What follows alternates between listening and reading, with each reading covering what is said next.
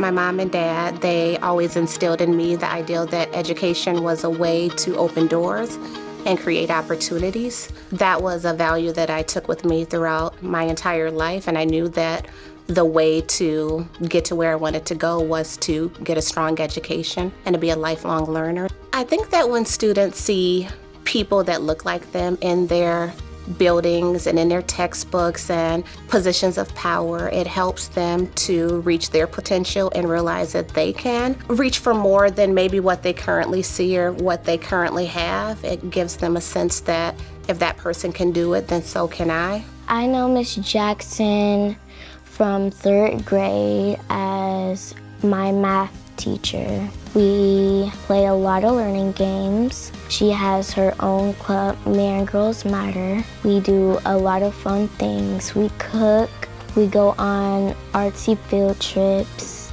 and we just talk about a lot of things. Like, if you really don't get anything, like when the class is close to an end and everybody else is going out, she'll come up with you, she'll talk to you about like what you need to do, go home and do other things to get better at it. The kids are drawn to her. She just gives off a very calming demeanor, but she's also very inviting and energetic. And when she's in the classroom, she's really great at differentiating her instruction. We have lots of kids with lots of different needs. And she's really good about making the lessons engaging, involving the student voice, and not just standing up there and teaching to the class. They're kind of all teaching and learning together. She makes sure all of her children feel valued in her classroom. She tries to create a family-style environment, like a micro-society. She ensures that they know that they can come to her if they need help.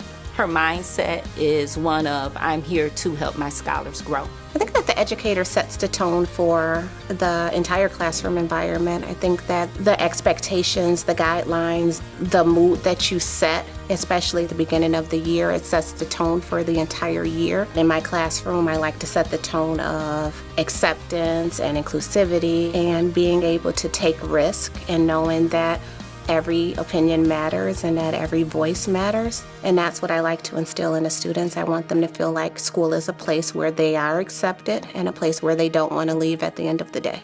The main goal is to give every student what they need. So meeting the students where they are, providing small group instruction, because sometimes maybe the introverted student may not want to speak out, and you can see exactly what they know and give them what they need.